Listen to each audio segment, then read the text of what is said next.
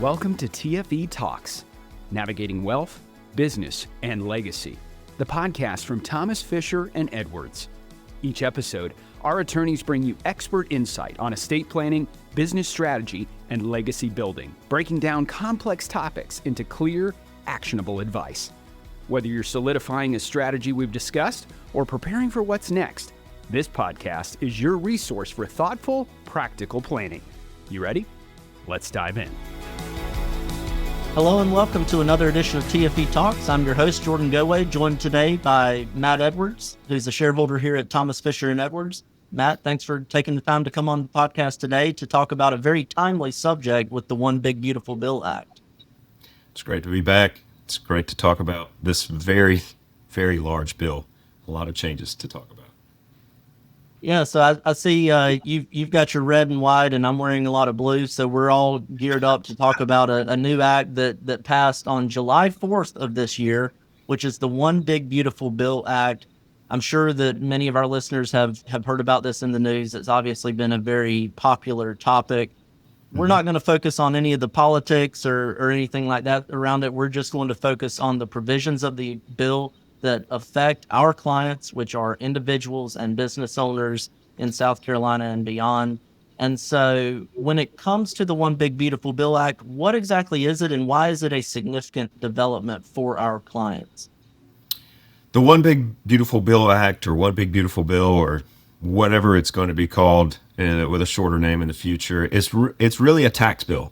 It's a tax reconciliation bill between the House and the Senate, signed into law, as you said, on the 4th of July. That makes a lot of changes that were a part of the 2017 Act permanent, with provisions for businesses, for so-called permanent provisions for the estate tax rules, the death tax, and incentives for individuals with additional deductions, and some modifications that would increase the debt ceiling and provide some additional revenue and tax breaks to taxpayers, individuals, and businesses. Yeah, and so Matt, a word that you've used a couple of times already is permanent. So certain provisions of the bill are permanent, certain provisions of the 2017 Tax Cuts and Jobs Act were made permanent by this. So what does that mean exactly when we say that certain provisions are permanent? Well, for the 2017 Tax Cuts and Jobs Act, many of those provisions were scheduled in law to expire. And that's very common with budget bills that go through the reconciliation process. This new act has provisions that are on their face permanent. The law is without a specific sunset. However, Congress wrote the rules. Congress can change the rules. It is only as permanent as this Congress, this administration, because in 2 years, 4 years, 6 years, 8 years, we have a whole new government that can come into play and could change every one of these rules, expand them one direction, reduce them one direction. And so permanent is only as permanent as the election box. Right. So essentially those permanent provisions, they're going to stay the same unless we change them at some point is really where they're at. But for those permanent provisions, I think one of the ones that is most applicable to our clients and that gets talked about fairly often is the estate and gift tax exemption, which currently in 2024 is $13.99 million. That's one of those from the 2017 Act that was scheduled to sunset at the end of this year. But we now have a new law that's going to come into place, and it is a permanent part of the law. So where are we now with the estate and gift tax exemption?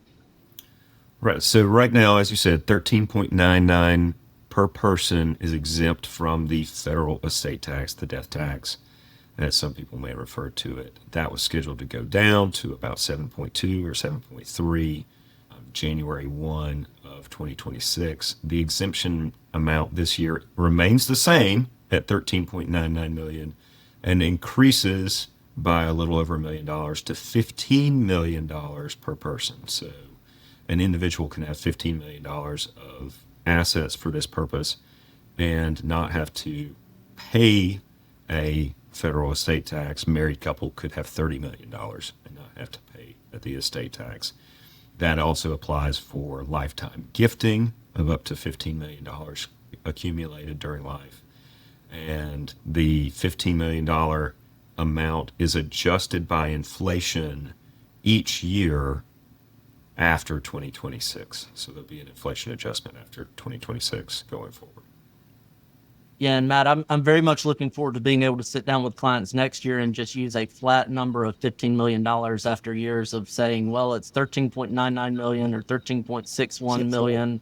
That's certainly going to make it easier for giving examples, though, of course, we'll get inflation increases after that will put us back on a uneven number or a strange number. With that said, with the exemptions now being so high, going up to 15 million, that means that there are fewer and fewer people that are actually going to be affected by estate tax exemptions. Correct. Another provision of the bill that I think will affect more of our clients and more people in our area is the qualified business income deduction, the QBI deduction, which has now been made permanent. Can you talk a bit about what that deduction is and why that's important for business owners? So that the qualified business income deduction was a deduction that was, in a sense, designed to bring parity between different types of businesses, C corporations and S corporations, so that there would be a deduction for those S corporation owners, essentially, so that they would have a reduced tax rate of, there's a 20% overall reduction in that. That was an expiring provision. There are certain types of businesses that are excluded from that. Attorneys are one of those. So we pay a higher tax rate than other businesses. But that's a business deduction that now business owners can plan for with certainty and not have to choose a particular type of entity for the disparity in tax rates on those types of entities. Yeah, and anytime we can make people feel bad for attorneys, then that's always a good thing. So the bill also enhances the ability to qualify for qualified small business stock gain exclusions and also for opportunity zone credits. Would you mind telling us a bit about those benefits that are out there? These were intended and are intended to incentivize certain behavior of taxpayers. And the qualified opportunity zone tax credits would allow someone to invest in a business and exclude a lot of the gain or defer gain that they invested in that business. So essentially intended to help investors put money into blighted areas based on certain economic and social metrics so that there's more investment in those areas with a tax break. So real estate investors should watch for that qualified opportunity zone. And if an individual has gains, they could potentially put those into a QOZ fund and defer or eliminate that gain. That's made permanent. Also, this one's very interesting, the qualified small business stock. This has been around, but we don't see a huge number of businesses do it, but it is a rule that says if someone invests money into a C corporation and holds that stock for a period of time, if that stock is later sold, then 100% of the gain could be excluded from someone's income. So some interesting limits, but the default really says you could exclude the first $15 million of gain or 10 times your investment in that business. So there's some ways to actually increase that number substantially, but essentially start a C corporation, grow it for several years, sell it, and don't pay any income tax on it. Yeah, that's great. And for both of those topics, it would take an entire hour-long podcast to go into all the details of how you qualify and things like that. But certainly they've become more accessible with the current law. So it's something that if those weren't already attractive to a business owner in the past, maybe they are more attractive now. And so we encourage business owners to talk through that with their advisors. So we've talked some about the permanent provisions of the Act. There are also a few temporary provisions of the Act. So a couple of those that I wanted to highlight. First would be the increased SALT cap, state and local taxes cap, How can clients take advantage of that, and how is that going to apply over the next few years? So the SALT cap, or the state and local tax deduction cap, is a rule that limits the deductibility of taxes that are paid to state and local governments. So your SALT taxes. The federal government in the past would allow an individual taxpayer a deduction if money went to a state government for that. That favored, in the eyes of some in Congress, taxpayers in high tax states, so that they'd get a bigger federal income tax deduction than a lower income tax state, say like North Carolina or South Carolina. Here, there was a cap put in place in part to fund the prior act that limited what people could deduct, basically $10,000 limit. That has been increased to a $40,000 limit now with some phase outs. That's temporary. And so taxpayers can look to see how do they need to forecast and arrange their assets for what taxes they may have. Maybe they want to accelerate certain taxes in these years and move to lower tax states to avoid that tax later on. We see a lot of migration to the Southeast. We have a lot of clients all over the states that we represent who are moving, in part for tax reasons. And this just provides a benefit to, again, those taxpayers in higher tax states to allow more of a deduction for the taxes that go to those state governments. And then, Matt, another temporary provision and also a new provision, a wholly new concept that was introduced by this act, are these so-called Trump accounts. And I don't know that that's an additional, or I don't know that that's an official name for them, but I think that's how they've sort of been coined. Both you and I have young children. How is this something that can come into play for individuals who have young children over the next few years? Right. So Trump accounts, that's what they're going to be called, evidently. And they are intended as a saver's account. We're still seeing the rules on this, but a parent can put money, or someone can put money into an account for an individual. It's intended to save for education and home ownership on a tax eliminated or tax deferred basis. And for children that are born, I believe this year and the next 3 years after this, there's going to be $1,000 that the government will put into that account for you. So I have a child on the way as of the date of recording, 49 days until my wife is due our second. And so I'm already scheduled to ask for my $1,000 in the Trump account. And it's a saver's account. It's intended like a quasi-Roth account for individuals as an investment to give people a head start and build into individuals a social aspect of saving and economic growth and prosperity in the future. Yeah, and so you've got a child on the way, so you'll be able to take advantage of that. I, of course, had a child born last year, which means I am not going to be able to take advantage of that because it just kicks in this year and going forward here for the next few. So overall, though, when we're talking about meeting with clients, meeting with individuals and business owners, it sounds like there's really a lot of good news for them from just a tax standpoint with this act.